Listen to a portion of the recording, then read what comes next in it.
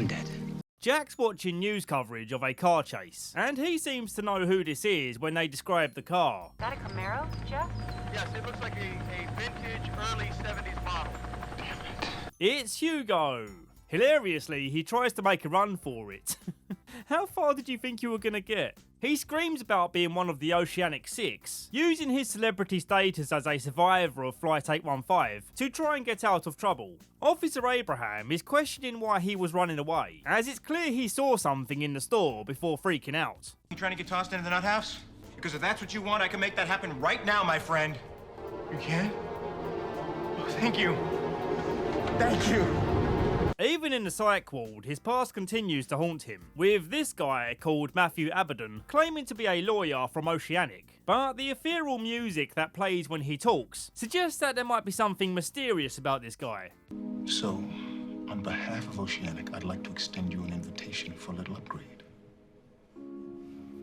And based on his biblical name, maybe there's something spiritual about him. Matthew eerily asks the question, are they still alive? Hugo kicks up a stink to get him kicked out, but he's already gone. He then almost has another episode when he sees the ghost of Charlie. I may be in a mental hospital, but I know you're dead and I'm not having an imaginary conversation with you. I am dead, but I'm also here. It's revealed in this scene that Charlie was the one that Hugo saw in the store, and now he comes to Hugo saying you have a job to do. But understandably, Hugo just thinks he's seeing things. I'm gonna close my eyes and count to 5, and when I open it, you'll be gone. I am here. 1, 3, They need you, Hugo. 2, They need you. 4. You know they need you. On the beach, everyone's excited about the idea of being rescued, but they don't yet know about Charlie's tragic fate, with Rose suggesting that Claire drives his shaft as a reward for saving the day. So you better make sure you treat him real good when we get back. Rose? Desmond arrives on shore and gives Charlie's warning, not Penny's boat, and he breaks the news to Hugo that he's gone. I'm sorry, brother. Whoever's boat it is, they radio Jack asking to speak to Naomi, which is going to be tough as last time we checked she got knifed.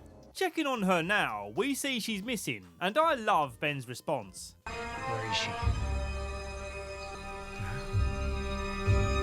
The group are once again divided by those who want to listen to Charlie's warning and those who don't care whose boat it is, as long as it gets them off the island and back home. Hugo, Sawyer, Sayid and some others are part of the Listen to Charlie group, and as they make their way to find Jack, we get a key moment from Sawyer where he seems genuinely concerned that Hugo might not be dealing with Charlie's death so well.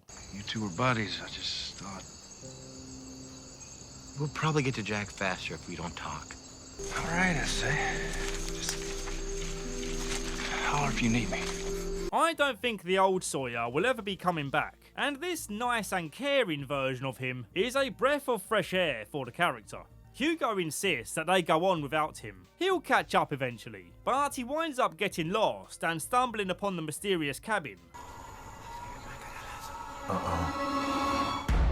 He wants it to be just another vision, so he can wish it out of existence. But then he sees John Locke. He and John agree that they have to convince Jack to take their side in not trusting the boat people. Speaking of Jack, he's with Kate trying to find Naomi, and as Kate follows a blood trail, Naomi jumps out of a tree and holds a knife to her neck. Naomi, listen to me.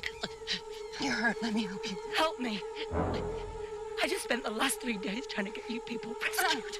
Kate begs her to believe that no one means her any harm. Well, apart from John Locke. As Naomi continues to bleed out, she does Kate a favour by ringing the boat and lying about what happened to her, saying she was simply in an accident and everyone else got scared that the boat people would be angry, and that's why Jack and Kate lied to them. Naomi went to get some firewood. The two groups find each other, and Hugo breaks the bad news to Claire. Charlie's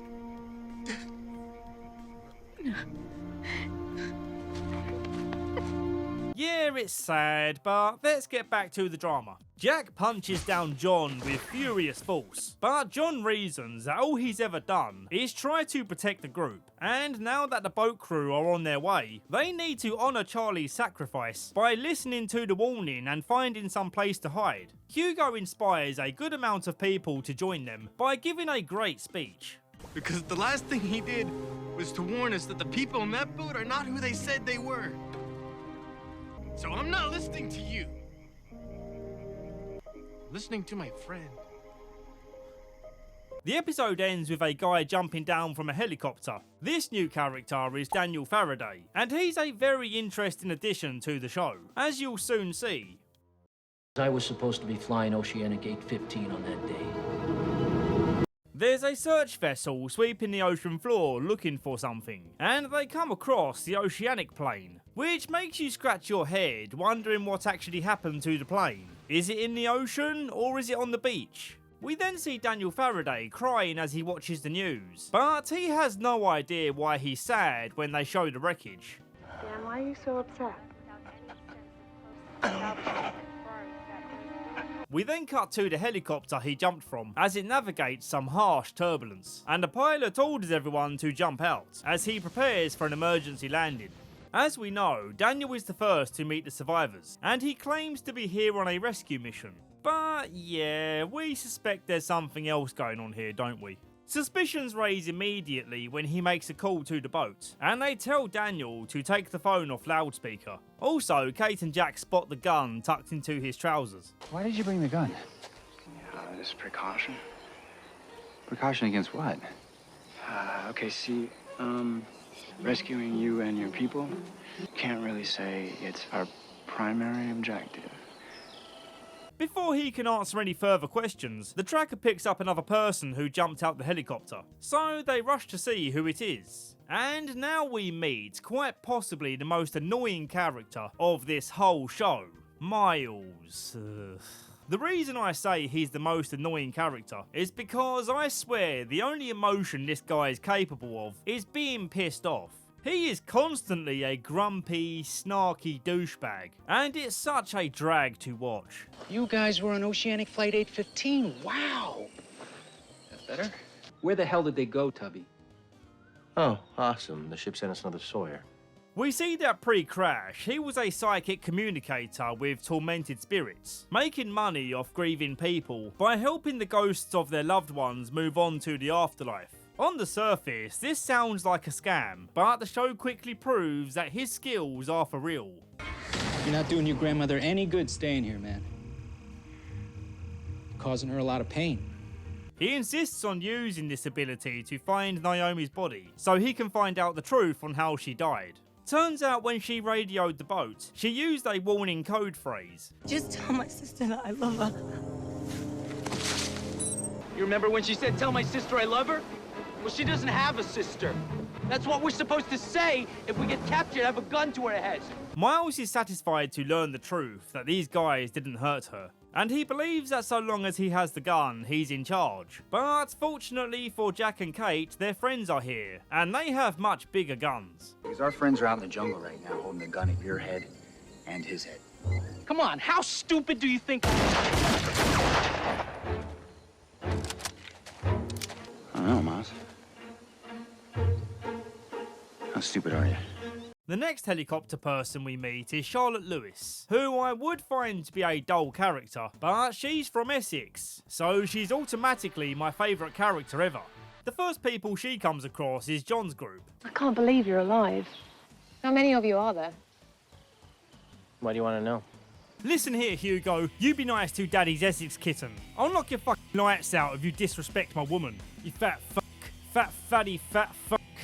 Charlotte's being nice to the group she bumped into, but they make it very clear they don't want to go along with her plans. They tie her tracking beacon to Vincent's collar to make sure they can't be found. Charlotte protests that she doesn't want to go with them, but Ben grabs a gun and shoots her before she can run away.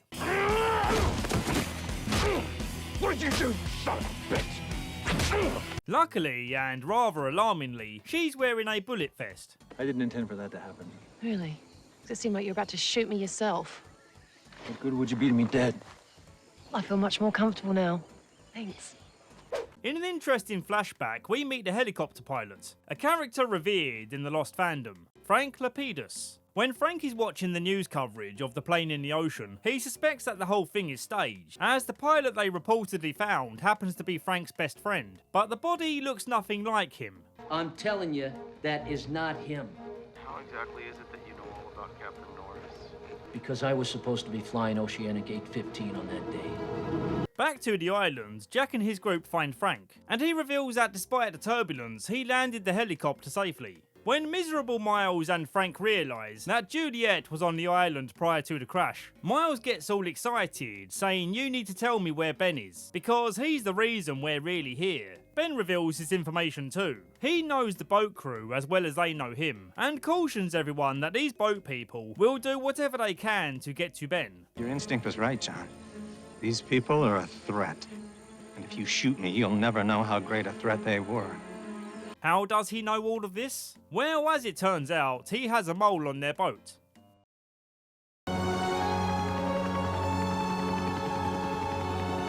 Saeed makes a deal that if he rescues Charlotte, Frank has to fly him back to the boat. You think you're going after Charlotte without me? Of course not. Oh. Well, good. The flash forward in this one focuses on what Saeed gets up to when he's back home, and it seems he's a hitman now. First killing this golfer, then killing this woman, who he seemed to be developing feelings for. What do you think you're... At the end, it turns out he was making these hits for Ben. For what reason is unknown right now, but Ben reminds him that he's doing this because they were the bad ones, and doing this helps to protect his friends. John's group are growing impatient that he can't find Jacob's cabin. John right now are feeling lost without Jacob's guidance, and his gang are picking up on this. What's in this cabin that's so important anyway? John's looking for somebody to tell him what to do next. Doesn't matter. Plan's the same, we keep moving. The barracks aren't far. Faraday is a physicist, and he's doing some weird experiments, testing the GPS location of where he is and where the boat is. He asks the boat to send a package to his beacon, but it doesn't land when it should, instead landing about 31 minutes late, suggesting that this island's relation with time is out of whack. We'll find out more about this later. Jack, Saeed, Kate and Miles find the village where they hope to find John. They hear some crashing around and find Hugo tied up, who says that John left him behind for protesting against his plans. But this was all a sneaky setup, which they never expected from Hugo. Good job, Hugo. Sorry, dude. Saeed is chucked in the holding room with Ben, and it's kind of funny to see how quickly this show switches between those being held prisoner and those being the captors. What do you know about friendship? I know it's no use having friends you can't trust. Sawyer and Kate have switched perspectives too. Sawyer now believes that staying on the island is the right move, and he reminds Kate that there's nothing for her back home. Saeed exchanges Charlotte for Miles, which means that he held up his end of the deal, but played a little trick on Frank in the process. What happened to Miles? I traded him. Traded? I promised you Charlotte. Here she is. You cheated. Did I? Yes, you did. Lucky for you, that guy's nothing but a pain in my ass. As they load up the heli, Daniel urges Frank to stay on course with his coordinates, even if it appears that they're going the wrong way. Just be sure that you follow the same exact bearing that we came in on, okay? The way Daniel talks here in this constant mumbling whisper is how he talks in the majority of his scenes, and it makes his character seem a little one note. Yeah, I have no idea. I don't know how many of them were able to get out before it. Rescuing you and your people, can't really say it's our primary objective. Because Miles would kill me. The scene of them flying away from the island gives you that same feeling of hope for them making it back home as when they sailed away on the raft. But as we've seen from the flash forwards, this feeling of hope will be short-lived, as there are many complications to come. Eggtown is such a silly episode name. I was sure there had to be some deep meaning behind it, but I couldn't find any satisfying answers. The Lostpedia fan wiki says that the title comes from John serving Ben some eggs for breakfast. And also that Kate is pregnant, as you know, humans come from eggs and stuff. Okay, I guess. But really, with such a silly title, it would have been better to have a clearer, smarter connection. I like it when the show takes the time to connect the title to little details within the episode. If they named this episode Valise, it would be a reference to the book Ben's reading while being held captive. And what John says here, I've already read it. You might catch something you missed the second time around. could be attributed to the show. It's a complicated story, which becomes less confusing on multiple watches. It would act as a self-aware moment for the writers. Maybe I'm reading too much into this, but I do care about these details. Oh well, we have Eggtown. Let's roll with it. Ben is tormenting Locke about not having a solid plan, and John feels like he's losing touch with the island, hitting dead ends with all his plans. He tries to put on a poker face, but inside he's seething. I know what you're trying to do. It's not gonna work. Excellent, John. You're evolving. Done with your breakfast? It's a well-known goof, but watch that again in slow motion.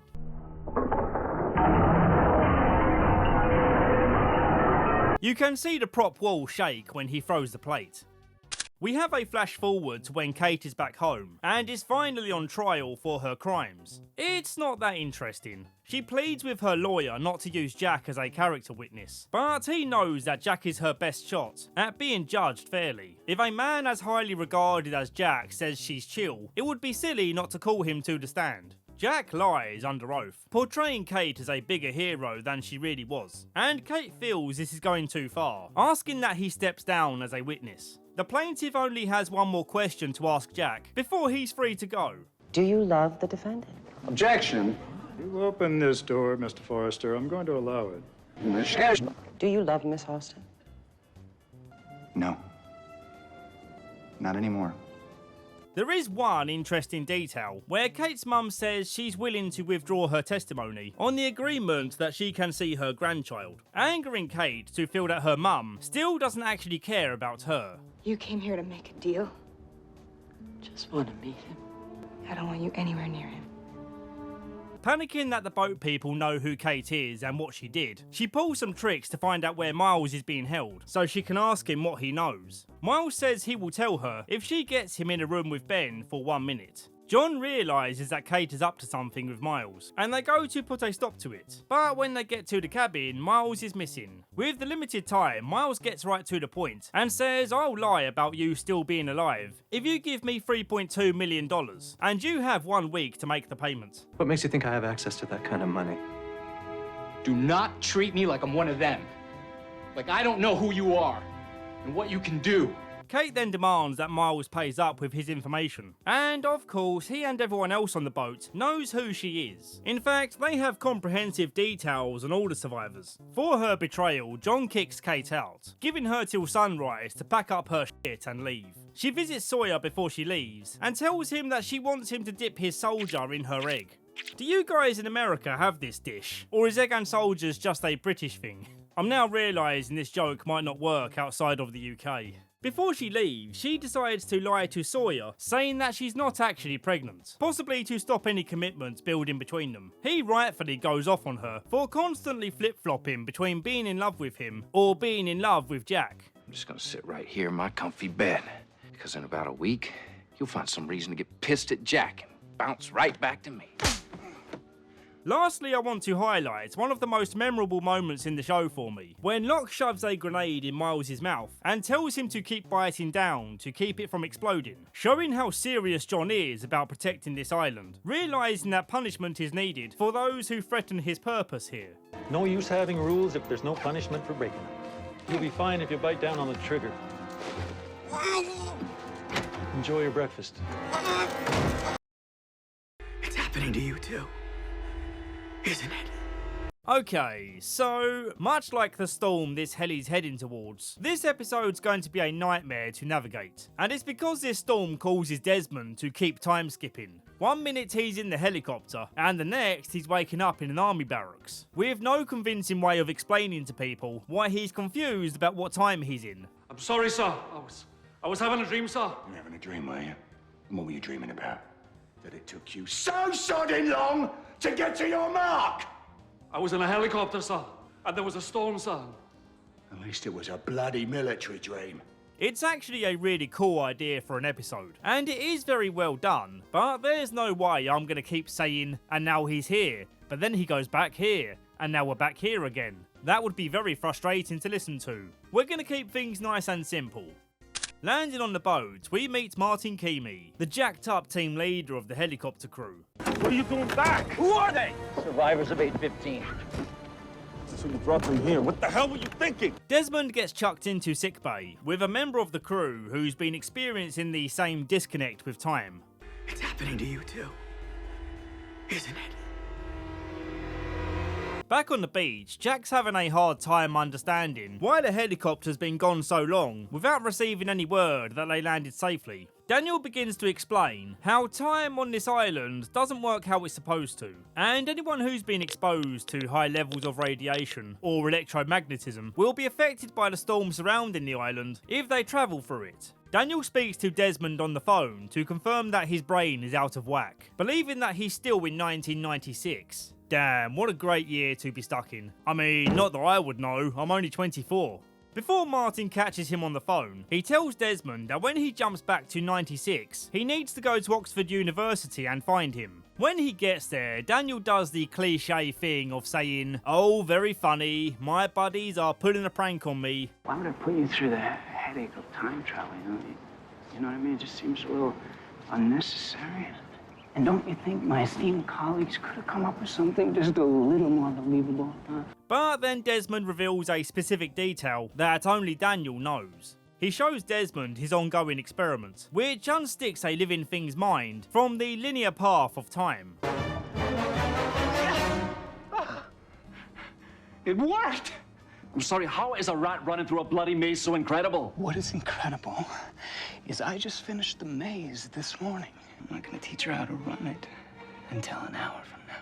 Daniel explains that in order for your time travel to not kill your brain, like it did to this poor mouse, you need to find what is known as a constant, something immediately recognisable to you in both past and present. This explains why the picture of Penny is so central to his character. He's rarely ever without it. Desmond knows that he can save himself from dying if he calls Penny from the boat on this day, which is 8 years into the future. In the past, he asks her to promise to pick up the phone when he calls in the future. Even though she's pissed at him for breaking up with her, she keeps to her word and picks up the phone. And it's a very wholesome Christmas reunion moment, with the added detail of this meaning that Penny's search for Desmond is over.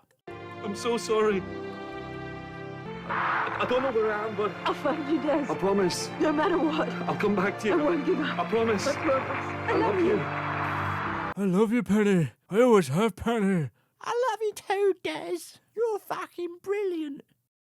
Juliet, what are you doing here? Way back on her first day or so on the island, Juliet's presence got some of the men excited. Some who are definitely punching above their weight, and some who are already married. Her psychiatrist acts really unprofessional to her, jealous of her husband's wandering eyes for Juliet. And sure enough, where there's smoke, there's fire. Why am I not just telling her? I don't think it's a good idea. Presently, Jack and Juliet are looking for Charlotte and Daniel, and mysteriously, the psychiatrist appears from the bushes, telling them they need to head to the Dharma station called the Tempest, because whatever Daniel and Charlotte are doing there, they have to be stopped. Kate catches up with them first, and sees gas masks in their bag. What's this? What? Classic Charlotte moment. Isn't she amazing? What? Ben makes a deal with John that if he's let out of the cell, he will reveal the person who owns the boat and has been trying to find the island. This is Charles Widmore. Ben says that Charles wants to exploit the island and turn it into a tourist attraction, which sounds really stupid because it's not true. We find out the real reason later on. If at this point you're getting really confused, trust me, it gets way more complicated. They catch up with Daniel and Charlotte, and we see them frantically trying to prevent some sort of meltdown, with Juliet mistaking their intentions as being the opposite. You want to release the gas, you'll die with the rest of us. No.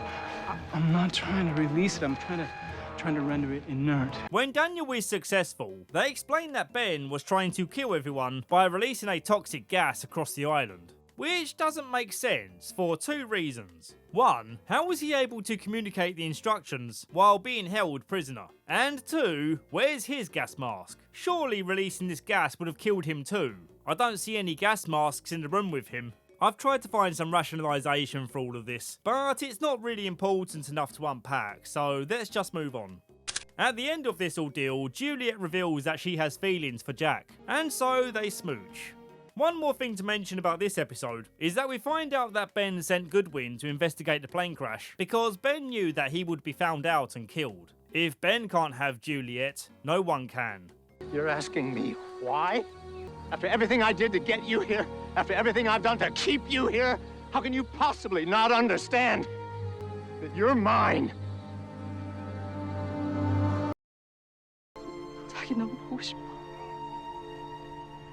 Sun goes into labour, and we see Jin frantically looking for the ideal gift, settling on this giant panda. Exactly what a newborn baby needs. As Jin goes to get a taxi, he gets distracted, and some other guy takes his cab along with the panda. He bribes the shopkeeper to give away his last panda that someone else had called ahead to put on hold. Who the hell would want to reserve a stuffed panda toy like it's a PS5 during lockdown? 손님, 이거는 어때요? 예? 올해가 용띠하네요. 행운을 갖고 올 것 같은데. 그냥 그 팬더 이리 갖고 와요. When he gets to the hospital, it's revealed that this isn't for Jin's child, but an ambassador's child, and he's delivering this gift on behalf of his boss. So, okay, we need to explain this. To be honest with you, I kind of hate this episode, because the ending gives away a major spoiler for a future episode. And unfortunately, there's no way I can avoid giving away the same spoiler here, if we're going to properly recap the episode. But hey, don't blame me, blame the show. Okay, so here it goes. Jin dies. Not in this episode, but we see a flash forward to Sun and Hugo visiting Jin's grave, where she expresses how much she misses him. 의사 선생님 말로는 날 계속 당신만 찾았대. 당신 옆에 있었으면 참 좋았을 텐데.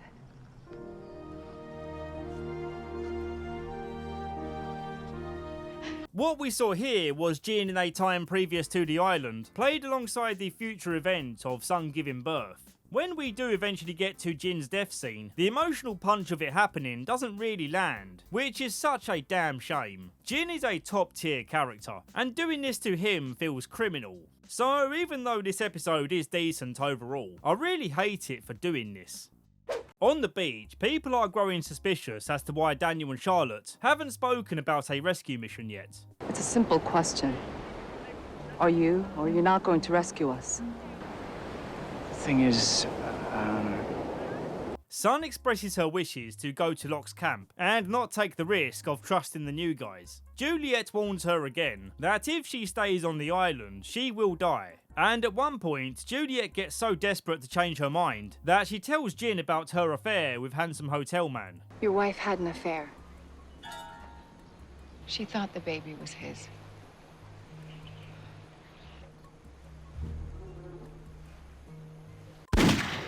Instead of flying off the handle, Jin goes fishing with Bernard so he can reflect on his feelings. When Bernard tells him about doing what is necessary to keep Rose's cancer at bay, he realises what he must do. And deep down, he knows he was far from a perfect husband at times. 내가 어떤 남자였는지도 잘 알아. 이 섬에 오기 전에 내가 당신에게 냉정하게 대하고 내가 당신은 용서해. On the boat, Sayid and Desmond see a woman wrap herself in chains before jumping overboard to her death. So finally the captain steps in to answer some questions. He shows them the recovered black box from Oceanic 815, which Charles Widmore's team scavenged from the ocean floor, revealing to Desmond and Sayid that their deaths have been staged. And the captain's team are looking for Ben, as they believe he was involved in the hoax. Is this the truth or is it another lie? I honestly don't know anymore. Anyway, Desmond and Sayid are shown to their new quarters, and they call in the janitor to clean up. Kevin, this is, Saeed. Kevin Johnson. Nice to meet you, Kevin. So yeah, Michael is Ben's mole on the ship. But why and how? I'm sorry. We have a tricky scenario where they can't hand over Ben to the boat people because as soon as they do, their next instructions are to kill everyone else on the island. They also find out about Michael being Ben's mole. So let's get back to that part of the story. When Saeed asks why Michael is on this boat under the alias Kevin Johnson, he replies with quite possibly the most intriguing line before the title card. Why are you on this boat? I'm here to die. Okay, so what did that mean? Well, when Michael got back home with Walt, things didn't go so well. For a reason not yet known, he's no longer with Walt, and now he's all depressed, making a few attempts at his own life, only for it to fail every time. On his next attempt, he pawns Jin's watch and buys himself a gun, but as he goes to pull the trigger, he's interrupted by a familiar voice. Come on, Michael. How about for an old friend? Michael's first instinct is to kick his ass for kidnapping Walt, but when that doesn't go well, he begs Tom to pull the trigger. You'd like that, wouldn't you? How do you find me? We're the ones who sent you home, Michael. Did you honestly think we weren't going to keep tabs? Tom then explains that any attempt at his life is pointless. As he puts it, the island won't let him die, alluding to the idea that Michael's life mission isn't over yet, and to earn his passage into the afterlife, he needs to do some work with Tom and Ben. To fill Michael in, Tom tells him about Widmore's fake plane wreckage, saying that he did all of this to make sure that people wouldn't go looking for the real plane and maybe stumble upon the island. If Michael's successful getting onto the boat under his new alias, his mission is to kill everyone on board. Completing this mission will earn him the right to die, as it will prevent the deaths of all his friends. When Michael goes to detonate the bomb, he sees a vision of Libby, or a ghost of Libby, or something of Libby, telling him not to go through with it. Could she be a conjuring of his guilty conscience? Or is this a legit warning from the spirit world? He pushes through and tries to do it anyway, but then a little message pops up saying, "Nah, don't go killing them all yet." He explains all of this to Desmond and Saeed. Saeed is furious at him for being a traitor, and also for killing Libby and Ana Lucia, so he reveals his true identity to the captain. He was a passenger on Oceanic Flight 815. I spent 2 months with him on the island before he betrayed us. And his name isn't Kevin Johnson. It's Michael Dawson. And he's a traitor. The episode ends with the surprise death of Alex's boyfriend. I forget his name, but I don't think... Oh yeah, Rip Carl, I guess. Well, anyway, I've not talked about these two for a while, because I don't see them as important characters. But yeah, he's dead now. And so is Danielle. Keamy's crew leave Alex alive, knowing that she can lead them to Ben.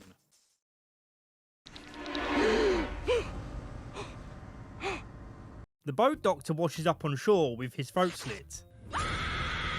Later that night, Daniel receives Morse code from the boat, saying what happened to the doctor. And Daniel lies about what the code is saying, assuming he's the only big brain boy around here, saying, oh, they don't know what happened, and they promise the helicopter's coming back very soon. He's lying. What the message said was, what are you talking about? The doctor is fine. He then reveals that rescuing them isn't just not a priority, they had zero plans on rescuing anyone. Keamy forces Alex to turn off the perimeter fence, and this triggers an automated call to John's cabin, warning him of a code 14J. When he asks Ben what this code means, he starts freaking out. We need to get to the other house. It's easier to fortify and we'll have better position on the tree lines. What are you talking about? They're here. Sawyer risks his life to go rescue Claire, while everyone else hunkers down and sets up barricades. Keamy's crew then explode Claire's house right as Sawyer gets there, but luckily she's okay. They send in Miles with a radio to negotiate terms, and when Ben doesn't agree to surrender, Keamy threatens to kill Alex, but Ben is all like, go ahead, she's not even really my daughter anyway. I'm not coming out of this house. So if you want to kill her, go ahead and do it. Yikes. That was a piss poor attempt at a bluff, my friend. Ben turns angry Ginge and goes, right, I have had enough, and locks himself in a room to summon the smoke monster.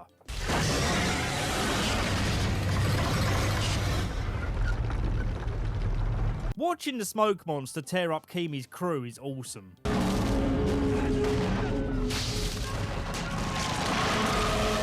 What did you do?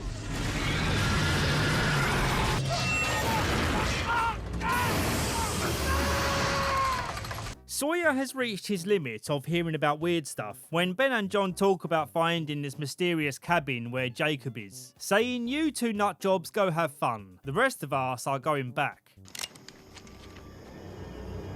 Have you lost your mind? Hugo stays with us.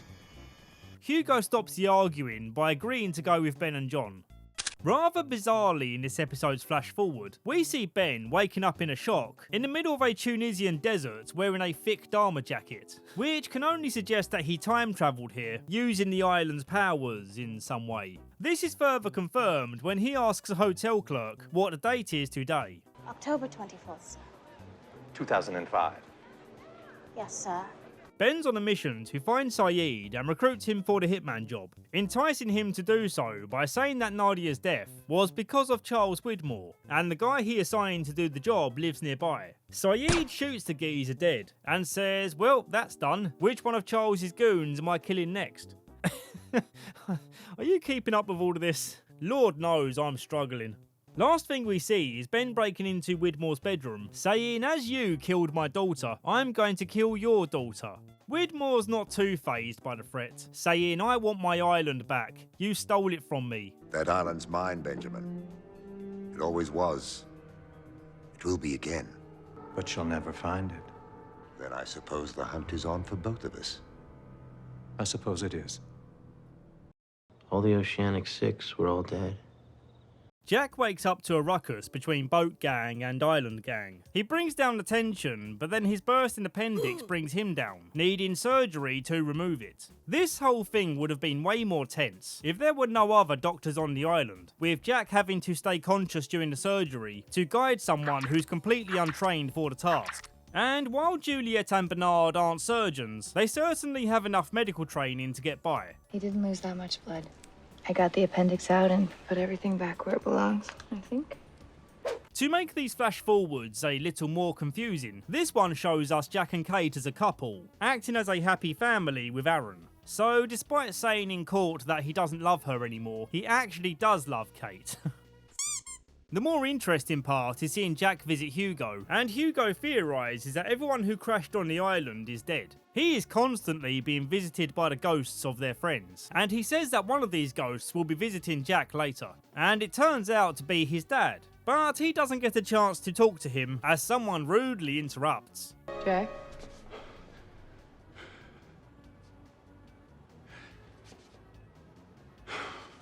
Now is probably a good time to address a misconception that people have with the show, as Hugo echoes a theory that many viewers incorrectly believe.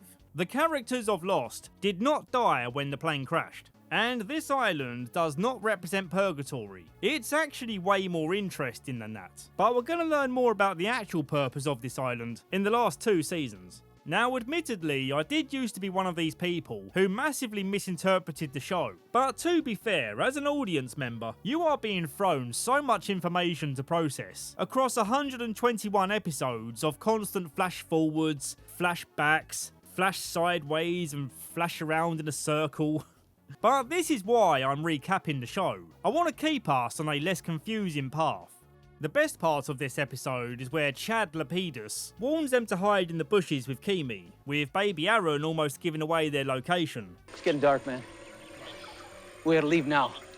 Mr. Keamy, we gotta get back to the chopper. We gotta leave right now, sir. Fine. You lead the way. The episode ends with Claire going missing once again.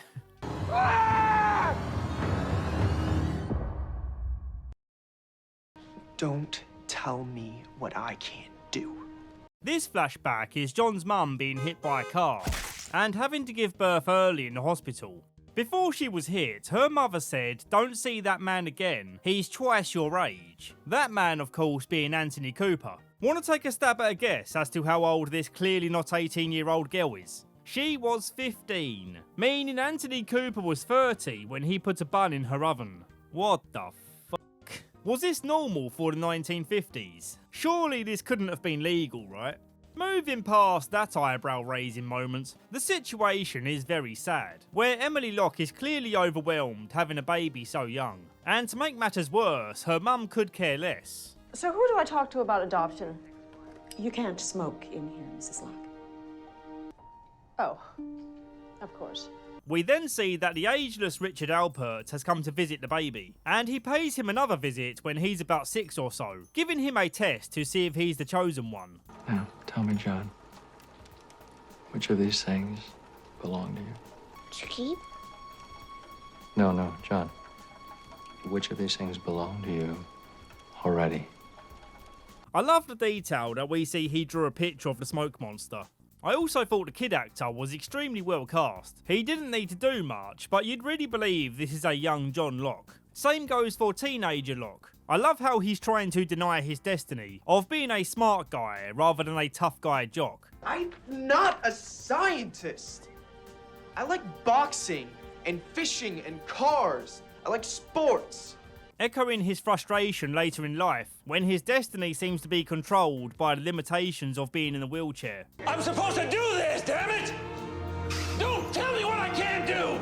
You can't be the quarterback. You can't be a superhero. Don't tell me what I can't do. After an evening of hunting for the cabin, John wakes up to the sound of a Dharma employee chopping wood. A really interesting vision, or whatever this is, as it loops round like he's an NPC stuck in an action cycle. I'm not making any sense, am I? That's probably because I've been dead for 12 years. Hello there.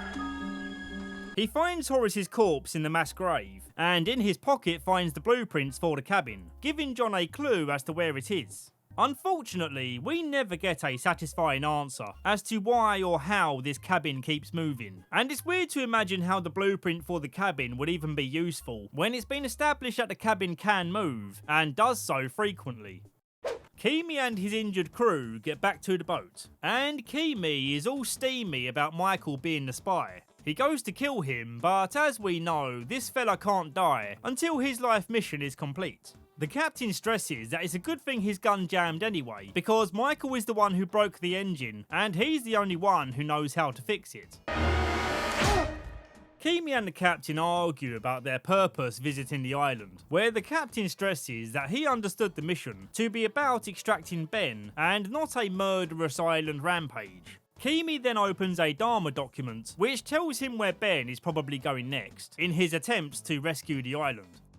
The captain agrees to help Sayid and Desmond by getting them a raft so they can rescue people from the island, knowing that when Keamy goes back, he's going to be on a warpath. The time comes, and Keamy threatens to shoot Frank if he refuses to fly them back. Captain tries to put a stop to it, but Keamy shoots him dead.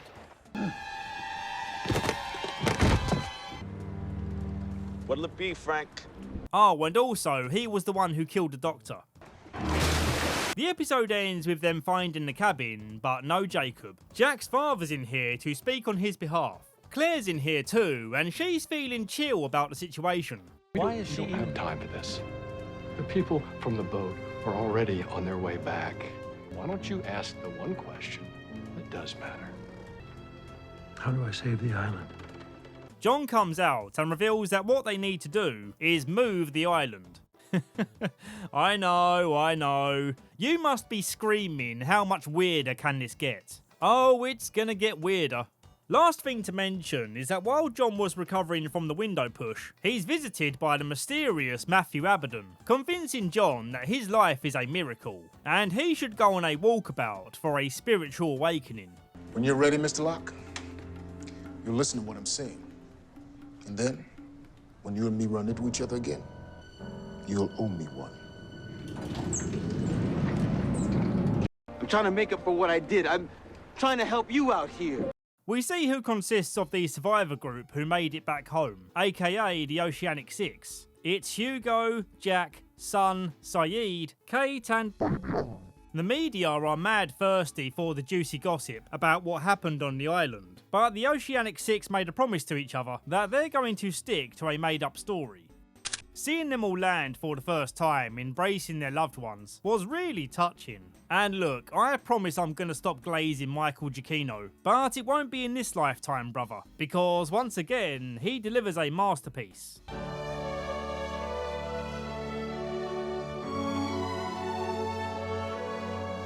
Look how seamlessly it leads us from the joy we feel when we cut to Kate realising she has no one here.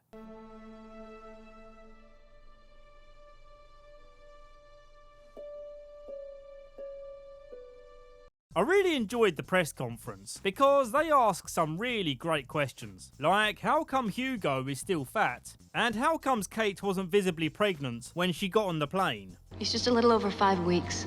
So that would have made you about 6 months pregnant when the U.S. Marshal Service apprehended you in Australia? I'm afraid Miss Austin's legal issue is off the table.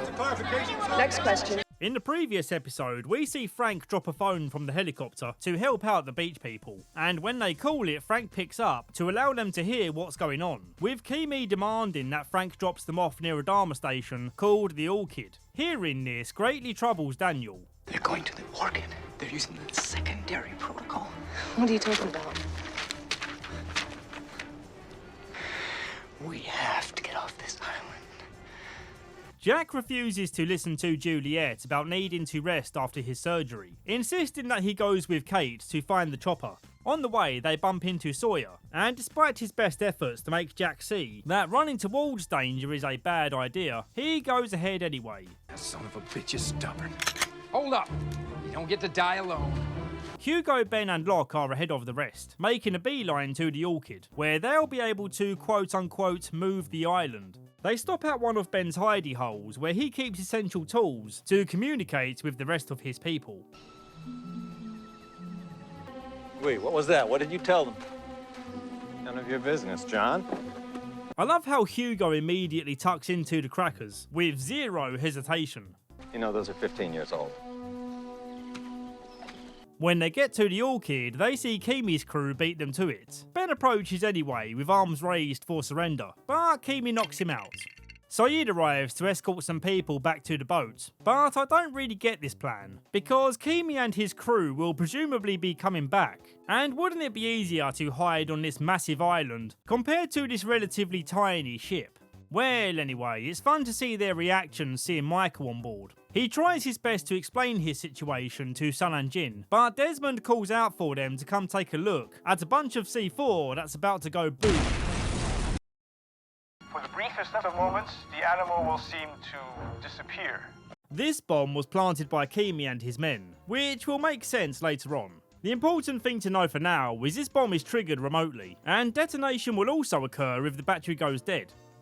Keamy leads Ben back to the chopper, but then Kate works her con woman trickery, executing a plan to take them all out. Why are you running? I'm being chased by his people.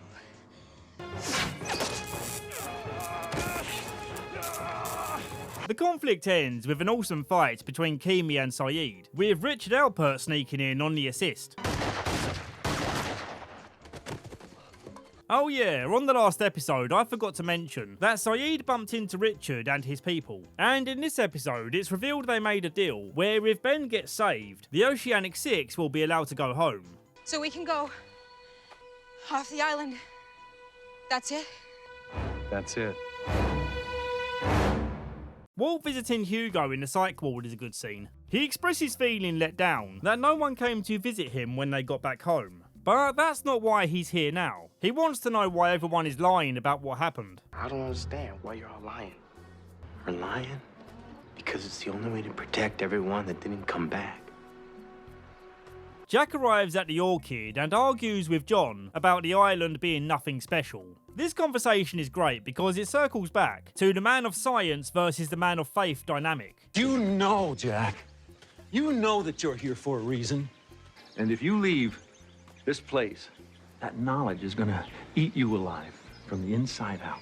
Ben comes back and shows them the way to the real Orchid station. The surface level is just a garden area. They once again part ways, with Jack being unconvinced by John's argument. So be it, but John makes one request. When you get back, lie about the island and everything that happened here, as it's the only way to protect the island. It's an island. John, no one needs to protect it. It's not an island. It's a place where miracles happen. Down in the basement, Ben shows John an orientation tape, so he can learn about the Dharma Initiative experiments that took place in this station. Allowing the Dharma Initiative to conduct unique experiments in both space and time. The experiments here are about time travel, and the effects of this experiment are only minimal if you're careful not to include any metals in the chamber. But Ben wants a big time change, so he's loading all the metal. But they need to hurry because someone's coming down the elevator. You expecting someone? Yeah, I have my weapon back. Frank's flying some people back to the boat, but he realises the tank is losing fuel due to a bullet hole. Problem is, the only way to conserve the fuel is to offload any excess weight they're carrying. Sawyer, being the Chad he is, saves the day by jumping out into the ocean, seeing that it's not too far back to shore. It's hilarious to me that they share a passionate kiss right in front of Jack. Back to the Orchid, we see the person coming down is Martin Keamy. He survived being shot, but he's bleeding out. He reveals that he's wearing a heart monitor, which is connected to the C4 back on the boat. He taunts Ben to come out of hiding by saying that he will kill them like he killed his daughter. John tries to calm the situation down, but Ben is ready for revenge. You killed my daughter. Kill my daughter! Ben, stop! Stop! You just killed everybody on that boat. So?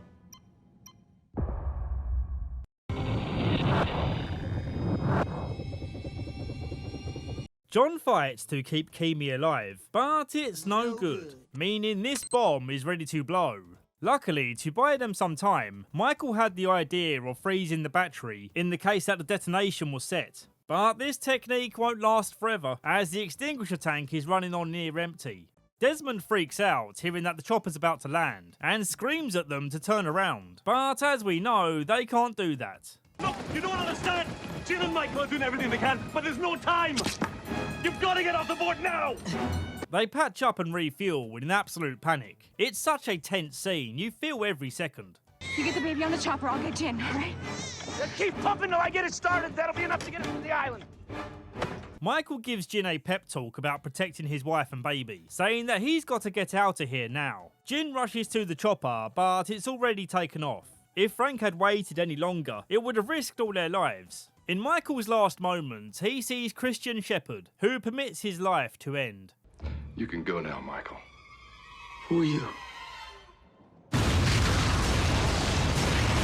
Okay, so we just had two major deaths there, and I can't say I feel very satisfied about either of them. We already know why Jin's death annoyed me, but let's talk about Michael's death. I think it was a great choice to make him the hero of the moment, but isn't it a weird choice that the last person he saw was a guy he's never met before? I would have much preferred it if he saw a vision of Walt, and then for the vision of Walt to say something like, "I'm proud of you, Dad, I forgive you." Something meaningful to give closure to Michael's struggle. I think as a character he deserves that. Well anyway, on a positive note, let's slide over to Youngjin Kim, who's acting her arse off. The grief-stricken scream she gives here is bone-chilling.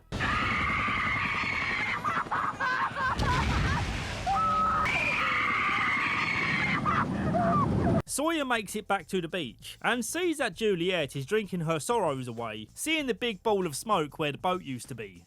That our boat? It was.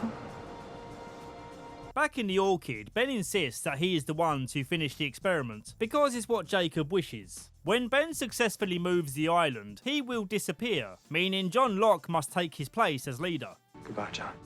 Sorry I made your life so miserable. Ben clears away the collapsed wall of the Orchid and finds a big-ass wheel inside. Looks like a steering wheel from a pirate ship. He struggles with all his might to get this thing turning, and when he does, the island turns into a big ball of light.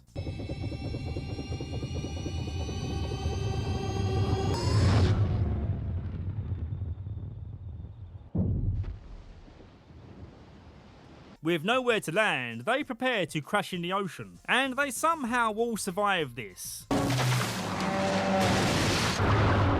Even the baby survives, which I'm going to call BS on. Not that I want to see a baby die, but you know, it's just more realistic. just like the rest of the show. When they spot a rescue boat, Jack realises that John was right about needing to lie about the island. But his reasoning is less to do with protecting the island, but instead protecting the lives of the people still there. Because if the Oceanic Six got home and started running their mouths about what Charles Widmore did, he would do everything in his power to silence them, and then hunt down the rest to tie up loose ends. You said that our plane was discovered on the bottom of the ocean. Well, someone put it there. Someone who wants everyone to think that we're dead. So what do you think's gonna happen to us when we tell them that that wasn't our plane? The boat crew is made up of foreign people, and also a British penny.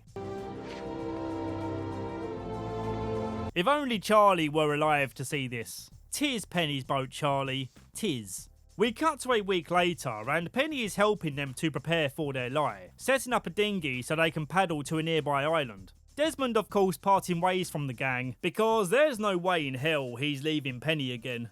The season ends with Jack at the funeral parlour again, but this time Ben is there, saying we have to get everyone back to the island, and that includes the guy in the coffin. Who is the guy, you ask?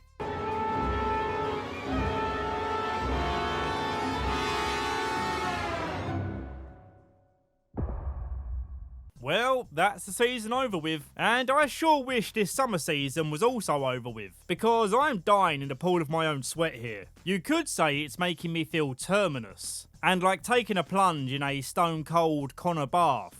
Yeah, that's right, I'm going to randomly shout out the names of my Patreons and channel members, but you'll never know who's going to be called out next video. Anyway, that's me done for this one. Thank you very much for watching. And just remember, I would move my island of Great Britain if it meant saving your life. Yeah, that's how important you are. Take that feeling home with you.